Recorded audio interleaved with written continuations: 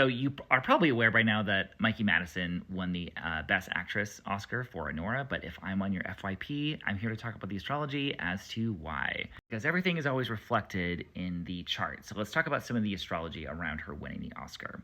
So first of all, we have a double A rated birth time on astro.com, which is suggesting that the birth information is highly accurate. So we like that because that way we get the exact degree of the ascendant, all the houses or the life areas are there. We can see all the juicy stuff like around like the angles, and really the precise juicy astrology really kind of comes alive. And even without that, we can tell some stuff is going on around her right now. So first of all, it's important to know that Venus has just stationed retrograde in the sky on March 1st. That's a very major astrological cycle this year. And Venus has stationed retrograde right essentially on the degree of her Jupiter.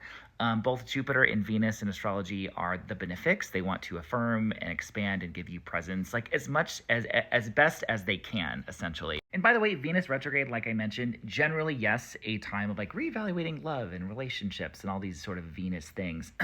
But this particular retrograde, Venus is in Aries. And Venus in Aries is more scandalous. And if you listen to the astrology podcast, they literally have hours dedicated to talking about Venus retrograde in Aries periods in history. But often they are linked to some kind of scandal. And Venus representing like women and femmes in general. Venus in Aries is sort of like scandalous women.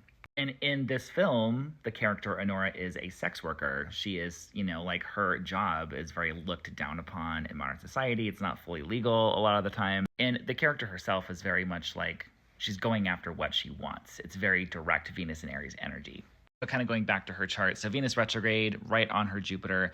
Jupiter in her chart is more pronounced for her right now because Jupiter is her time lord at age 25. She's in a second house profection year, which essentially a profection year. Each age you are in traditional astrology, some part of your chart is kind of woken up. It's activated. Astrology transits happening to it or things connected to it are just going to be a lot more pronounced. In this case, Jupiter traditionally rules Pisces, which governs her second house. So transits to her Jupiter are much louder.